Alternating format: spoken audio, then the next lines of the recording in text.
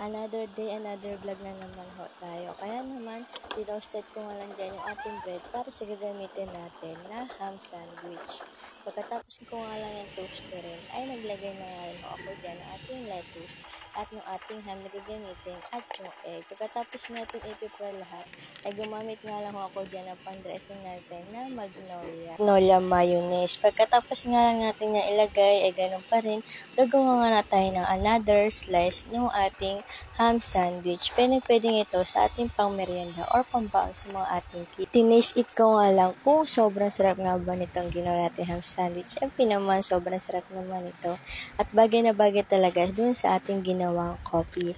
And then next naman gagawa tayo ng coffee ng ating ham sandwich. Nag-prepare nga lang ako dyan sa mainit na tubig ng ating 1 sachet na black coffee. And then hinalo ko nga lang ito. Pagkatapos nga lang natin haluin ang ating kape, ay maglalagay na tayo ng ating milk. Pagkatapos natin ilagay yung milk, ay haluin na. Mag-a-add naman tayo ng ice. Pagkatapos lang natin maglagay ng ice, syempre, iti-taste it na rin natin. Kaya naman, thank you po for watching.